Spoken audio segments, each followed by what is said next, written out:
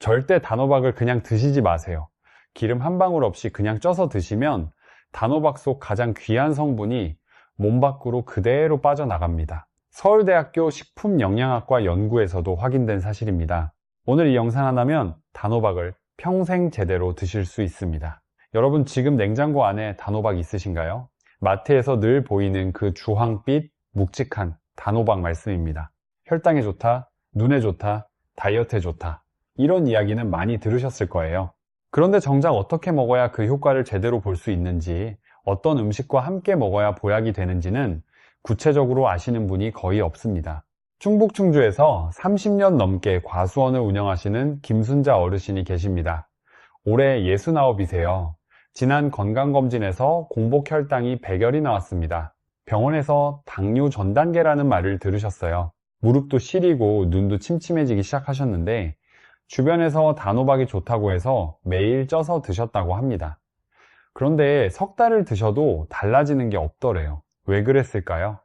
먹는 방법이 잘못되었기 때문입니다. 오늘 그 이유를 낱낱이 알려드리겠습니다.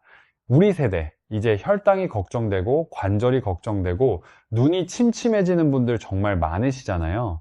자식들에게 짐이 되지 않으려면, 손주들과 오래오래 건강하게 지내려면 먹는 것 하나라도 제대로 알고 드셔야 합니다. 오늘 제가 단호박과 함께 먹으면 보약이 되는 짝꿍 음식 3가지를 알려드리겠습니다. 그리고 마지막에는 단호박이 오히려 독이 되는 상황도 솔직하게 말씀드릴 거예요. 끝까지 보시면 단호박에 대한 눈이 완전히 달라지실 겁니다. 그런데 시작하기 전에 여러분께 하나 여쭤볼게요. 여러분은 단호박 드실 때 껍질을 드시나요? 껍질을 깎아내고 드시나요? 이 작은 차이 하나가 실제로는 엄청난 영양 차이를 만들어냅니다. 이 답은 잠시 뒤에 알려드리겠습니다. 자, 그러면 먼저 단호박이 왜 이렇게 특별한 식품인지부터 정확하게 짚어드리겠습니다.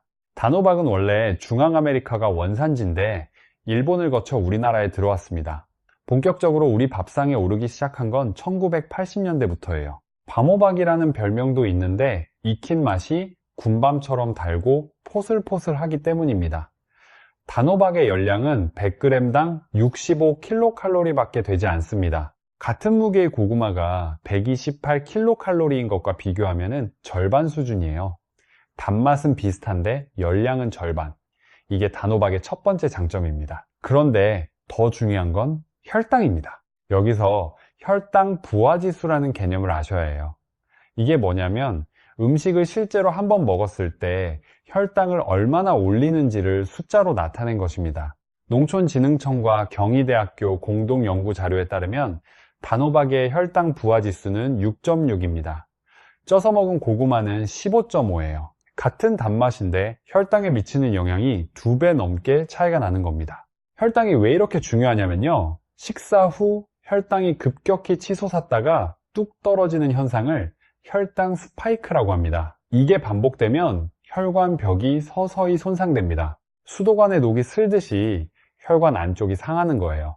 이게 쌓이고 쌓이면 당뇨, 심혈관 질환으로 이어집니다. 우리 모두 이 혈당 스파이크를 줄이는 것이 정말 중요합니다. 단호박에는 칼륨도 풍부합니다. 100g만 드셔도 하루 칼륨 권장량의 12%를 채울 수 있어요. 칼륨은 우리 몸속 나트륨을 밖으로 내보내는 역할을 합니다. 짠 음식을 좋아하시는 우리 세대에게 혈압 관리 차원에서 아주 중요한 성분이에요. 그리고 단호박에서 가장 주목해야 할 성분이 있습니다. 바로 베타카로틴입니다.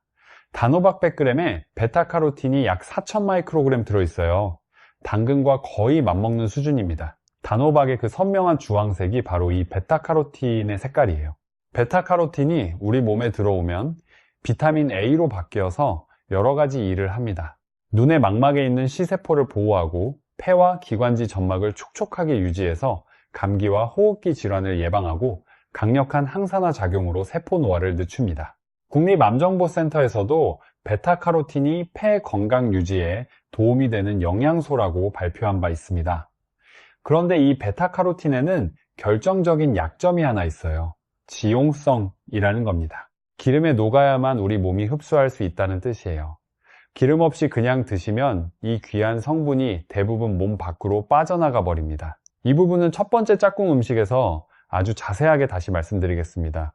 자, 이제 아까 여쭤봤던 껍질 이야기를 해드릴 차례입니다. 많은 분들이 껍질이 딱딱하다는 이유로 깎아버리십니다. 그런데 이 껍질 안에 아주 귀한 것들이 숨어 있어요. 한국식품과학회 연구자료에 따르면 단호박을 포함한 채소 껍질 부위에는 폴리페놀과 플라보노이드 계열의 항산화 물질이 과육보다 훨씬 높은 농도로 들어있습니다. 이 항산화 물질들은 우리 세포를 공격하는 활성산소를 잡아내고 면역력을 높이며 만성 염증을 줄여줍니다. 또한 껍질에는 팩틴이라는 수용성 식이섬유가 풍부해요. 이 팩틴은 물을 만나면 끈적한 젤처럼 변합니다. 그러면 두 가지 좋은 일이 생겨요. 첫째, 포만감을 오래 유지시켜서 과식을 막아줍니다. 둘째, 음식이 소화되는 속도를 늦춰서 혈당 스파이크를 줄여줍니다. 칼로리는 거의 없으니 체중 관리에도 딱 좋지요. 껍질째 드시기 불편하신 분들 두 가지 방법을 알려드릴게요. 첫째, 전자레인지에 2분만 먼저 돌리시면 껍질이 훨씬 부드러워집니다. 둘째, 죽이나 수프로 만드실 때 껍질째 갈아 넣으시면 맛 차이 없이 영양을 그대로 드실 수 있어요. 돈 한 푼 안 들고 집에서 바로 할 수 있는 방법입니다. 오늘부터 꼭 실천해 보세요. 자, 단호박의 기본기를 다 아셨으니 이제 본격적으로 짝꿍 음식을 발표하겠습니다. 세 번째 자리부터 순서대로 올라가겠습니다. 순서가 올라갈수록 더 중요한 짝꿍이에요. 그리고 여러분이 예상하지 못한 음식이 나올 수 있으니 끝까지 봐주세요. 세 번째 짝꿍 음식은 계피입니다. 계피라는 말을 들으시면 뭐가 먼저 떠오르세요? 수정과를 떠올리시는 분들 많으시죠? 명절에 어머니가 끓여주시던 그 따스하고 붉은 음료, 우리 세대에게 계피는 그런 따뜻한 기억과 함께하는 향신료입니다. 그런데 이 계피가 수백 년 전부터 동양과 서양 양쪽에서 모두 약재로 쓰여왔다는 걸 아시나요? 한방에서는 몸속 냉기를 몰아내고 혈액순환을 돕는 재료로 오래도록 사용해왔습니다. 그리고 현대 영양학에서도 계피의 효능이 하나둘씩 밝혀지고 있어요. 계피의 핵심 성분은 신라말데하이드입니다. 이름이 어려우시죠? 쉽게 말씀드릴게요.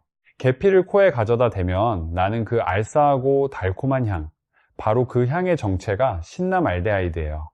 이 성분이 혈당 조절에 큰 도움이 됩니다. 어떻게 도움이 되는지 아주 쉽게 설명해 드릴게요. 우리가 밥을 먹으면 탄수화물이 포도당으로 분해되고 혈액 속으로 들어갑니다. 이때 인슐린이라는 호르몬이 세포의 문을 열어서 포도당을 안으로 들여보내야 해요. 그래야 혈당이 내려갑니다. 그런데 60대 이후 우리 몸에서 자주 생기는 문제가 있어요. 인슐린은 나오는데 세포가 인슐린에 잘 반응하지 않는 상태가 되는 겁니다. 이걸 인슐린 저항성이라고 해요. 열쇠와 자물쇠로 비유하면 이해가 쉽습니다. 인슐린이 열쇠고 세포가 자물쇠인데 자물쇠가 녹이 슬어서 열쇠를 넣어도 문이 잘 안 열리는 상태예요. 인슐린 저항성이 높아지면 혈당이 계속 높게 유지되고 당뇨로 가는 길이 열립니다. 계피의 신라말데하이드는 바로 이 녹슨 자물쇠에 기름칠을 해주는 역할을 합니다. 세포가 인슐린에 더 잘 반응하도록 도와주는 거예요.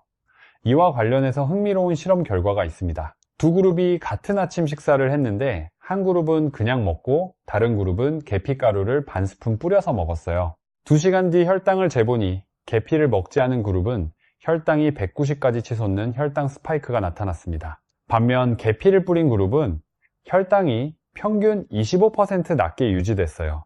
25%. 작은 숫자 같지만 이게 매일 반복되면 혈관 건강에 엄청난 차이를 만들어냅니다. 계피는 혈관 속 만성 염증 물질을 줄이는 역할도 합니다. 혈관 염증이 반복되면 혈관 벽이 두꺼워지고 딱딱해져서 피가 잘 흐르지 못해요. 이게 바로 심혈관 질환과 뇌혈관 질환으로 이어지는 경로입니다.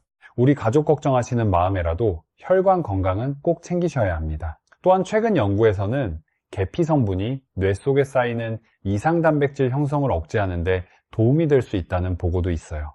아직 연구 초기 단계이지만 치매를 걱정하시는 우리 세대에게는 매우 반가운 소식입니다. 그러면 계피를 얼마나, 어떻게 드셔야 할까요? 계피에는 쿠마린이라는 성분이 있는데 과다 섭취하면 간에 부담을 줄 수 있습니다.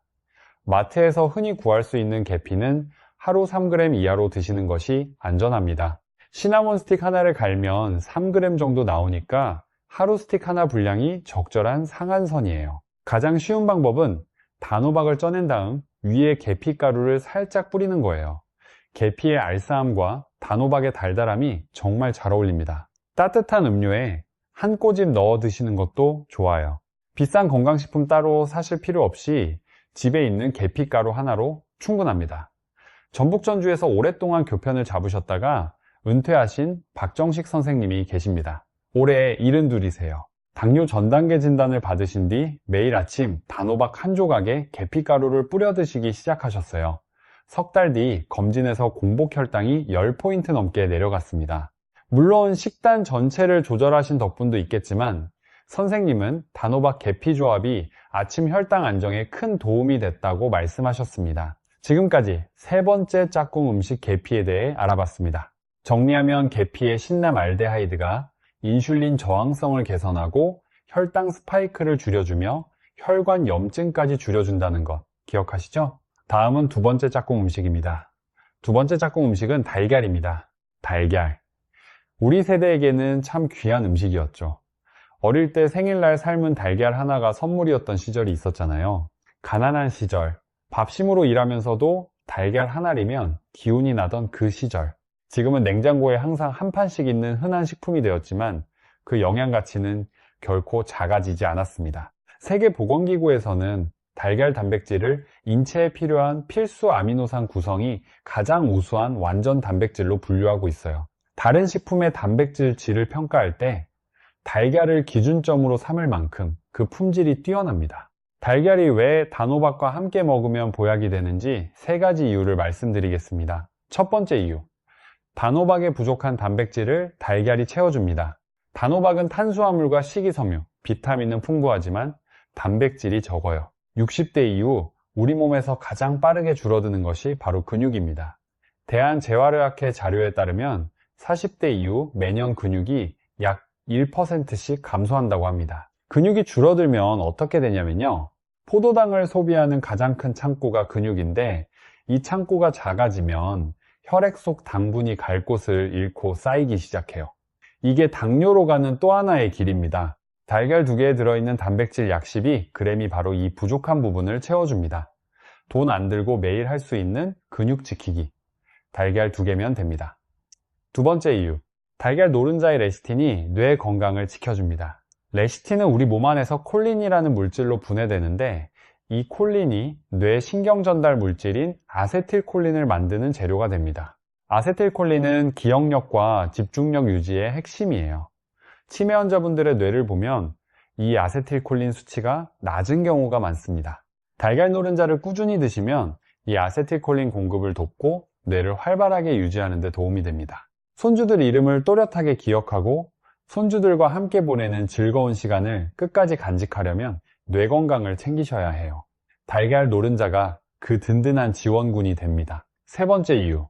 달걀 노른자에 들어있는 루테인과 제아잔틴이 눈 건강을 지켜줍니다. 이 두 성분은 망막 중심부에 있는 황반을 구성하는 핵심 물질이에요. 황반은 선명한 시력을 담당하는 가장 중요한 곳입니다. 이 황반이 손상되면 시야가 흐려지고 심하면 실명까지 이를 수 있는 황반변성이 생기는데 이게 65세 이상에서 실명을 일으키는 가장 흔한 원인 중 하나입니다. 루테인과 제아잔틴은 우리 몸에서 스스로 만들어지지 않아요. 반드시 음식으로 드셔야 합니다. 달걀 노른자에 이 두 성분이 풍부하게 들어있어요.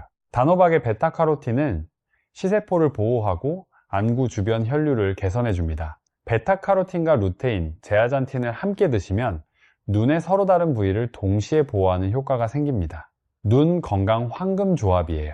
그런데 달걀 노른자 먹으면 콜레스테롤이 높아지지 않을까 걱정하시는 분들 계시죠? 이 부분에 대해 말씀드리면 최근 영양학 연구들에서는 음식으로 섭취하는 콜레스테롤이 혈중 콜레스테롤에 미치는 영향이 이전에 우려했던 것보다 개인차가 크다는 결론이 나오고 있습니다. 이미 고지혈증이나 심혈관 질환이 있으신 분들은 반드시 주치의와 상담하셔야 하지만 건강하신 분들은 하루 달걀 한두 개는 크게 걱정하지 않으셔도 됩니다. 경기도 수원에서 오랫동안 가족 식단을 챙겨오신 이현숙 어르신, 올해 65이세요. 50대 중반부터 눈이 침침해져서 안과를 자주 다니셨는데 단호박과 달걀을 함께 드시는 식단을 시작하신 뒤 1년이 지나 안경도수 변화가 안정되었다는 이야기를 해 주셨습니다. 식이요법 혼자만으로 모든 걸 해결할 수는 없지만 꾸준한 눈 영양 섭취가 눈 건강 유지에 도움이 된다는 건 분명합니다. 단호박과 달걀을 함께 드시는 가장 좋은 방법은 단호박 달걀찜입니다. 단호박을 반으로 잘라 속을 파내고 달걀물에 당근이나 파를 조금 섞어서 채운 다음 찜기에 쪄내면 됩니다. 마지막에 참기름 한 스푼을 꼭 뿌려주세요. 베타카로틴과 루테인 흡수율이 함께 높아집니다. 지금까지 두 번째 짝꿍 음식 달걀에 대해 알아봤습니다. 정리하면 세 가지입니다. 단백질로 근육을 지키고, 레시틴으로 뇌를 지키고, 루테인으로 눈을 지킨다. 단호박의 부족한 점을 정확히 채워주는 최고의 파트너입니다. 그런데 여기서 꼭 짚고 넘어가야 할 중요한 이야기가 있습니다. 단호박이 오히려 독이 될 수 있는 상황이에요. 건강에 좋다는 단호박이 독이 된다고요? 놀라셨죠? 그런데 이건 사실입니다. 좋은 식품도 내 몸 상태에 맞지 않게 먹으면 문제가 생겨요. 대한당뇨병학회식이 지침을 보면 단호박은 당질을 상당량 포함한 식품으로 분류됩니다. 고구마나 흰쌀밥보다 혈당 부하가 낮은 건 맞지만 무제한으로 드셔도 된다는 뜻은 절대 아닙니다. 특히 세 가지 경우에 주의하셔야 합니다. 첫째, 이미 당뇨 진단을 받으신 분. 둘째, 공복 혈당이 100 이상인 분. 셋째, 인슐린 주사를 맞고 계신 분. 이런 분들은 단호박 하루 200에서 300g 이내로 드셔야 합니다. 단호박 죽이나 수프로 만들면 이 양이 생각보다 금방 넘어가거든요. 또 하나, 만성 콩팥병이 있으신 분들도 조심하셔야 해요. 건강한 분들에게는 좋은 칼륨이, 콩팥 기능이 떨어진 분들에게는 체내에 쌓여서 심장에 부담을 줄 수 있습니다. 콩팥 기능이 걱정되시는 분들은 반드시 담당 전문의와 상담 후에 드세요. 기억하세요. 좋다고 많이 먹는 게 아니라 내 몸에 맞게 적당히 먹는 것이 진짜 건강 비결입니다. 우리 자식들에게 건강한 모습 보여드리려면 이런 작은 것 하나까지 챙기는 게 중요해요. 자, 이제 가장 중요한 첫 번째 짝꿍 음식을 알려드리겠습니다. 여러분, 첫 번째가 뭘 것 같으세요? 계피와 달걀 다음이니까 뭔가 더 특별한 게 있을 것 같으시죠? 오늘 제가 꼽은 첫 번째 짝꿍은 들기름 혹은 참기름입니다. 기름이요? 기름을 먹으면 살찌고 혈관에 안 좋은 거 아닌가요? 이렇게 생각하시는 분들 많으실 텐데요. 이건 우리 세대의 오랜 오해입니다. 지금부터 그 오해를 완전히 풀어드리겠습니다. 앞서 베타카로틴이 지용성이라고 말씀드렸죠. 기름에 녹아야만 몸이 흡수한다는 뜻입니다. 즉 기름 없이 단호박을 드시면 단호박의 가장 귀한 성분인 베타카로틴이 대부분 몸 밖으로 빠져나가 버려요. 이게 얼마나 큰 차이냐면요. 국내외 영양학 연구에 따르면 베타카로틴을 기름과 함께 섭취하면 기름 없이 섭취할 때보다 흡수율이 수십 배까지 높아질 수 있다는 보고가 있습니다. 수십 배라는 숫자가 과장처럼 들리실 수도 있지만 지용성 영양소에서 기름의 존재는 그만큼 결정적입니다. 단호박을 아무리 많이 드셔도 기름 없이 드시면 그 귀한 베타카로틴의 상당 부분을 낭비하고 계신 겁니다. 충주의 김순자 어르신이 석 달을 드셔도 효과를 못 느끼셨던 이유가 바로 이것이었어요. 껍질을 깎아내고 기름 없이 그냥 쪄서 드셨던 겁니다. 베타카로틴이 흡수가 안 되니 효과를 볼 수가 없었던 거예요. 그러면 왜 기름 중에서도 들기름과 참기름이 특별히 좋을까요? 이 두 기름이 베타카로틴 흡수를 돕는 것 외에도 그 자체로 훌륭한 건강 효능을 가지고 있기 때문입니다. 들기름에는 알파리놀렌산이라는 식물성 오메가3 지방산이 풍부하게 들어 있습니다. 오메가3이 생선에만 있다고 아시는 분들 많은데 들기름이 식물성 오메가3이 최고 공급원 중 하나입니다. 이 알파리놀렌산은 혈관의 염증을 줄이고 혈액이 원활하게 흐르도록 도와줍니다. 혈압 관리에도 좋고요. 참기름에는 세사민이라는 항산화 성분이 들어있어요. 세사민은 간 기능을 보호하고 콜레스테롤 관리에 도움이 되며 세포 노화를 늦추는 데 기여합니다. 참기름의 그 구수하고 고소한 향이 바로 이 세사민을 비롯한 항산화 물질에서 나오는 거예요. 여러분, 우리 어머니 세대가 나물을 무칠 때 항상 참기름 한 방울을 마지막에 넣으셨잖아요. 그게 단순히 맛 때문만이 아니었습니다. 채소의 지용성 영양소 흡수를 높이는 우리 선조의 지혜가 담긴 조리법이었던 거예요. 우리 세대의 전통 음식 속에 이미 과학적 원리가 들어 있었던 겁니다. 정말 놀랍지 않습니까? 들기름과 참기름 모두 열에 약하기 때문에 볶는 요리에 넣는 것보다는 요리가 다 된 뒤 마무리로 뿌리거나 찍어 드시는 방식이 가장 좋습니다. 뜨거운 팬에서 볶으면 좋은 지방산이 변성될 수 있거든요.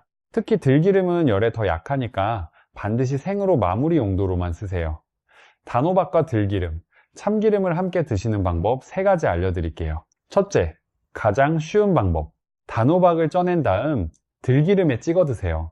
들기름의 고소한 향과 단호박의 달달함이 아주 잘 어울립니다.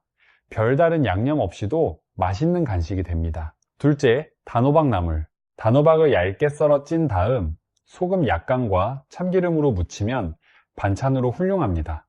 밥상 위에 올리면 가족들도 좋아할 거예요. 셋째, 단호박 된장국 마무리. 된장국에 단호박을 넣고 끓인 뒤 마지막에 참기름 1스푼을 두르세요. 된장의 발효 성분과 단호박의 영양이 어우러지고 참기름이 베타카로틴 흡수를 높여줍니다. 한 그릇에 우리 전통 식사의 지혜가 다 담겨 있어요. 앞서 말씀드린 단호박 달걀찜에도 마지막에 참기름 1스푼 꼭 잊지 마세요. 단호박의 베타카로틴과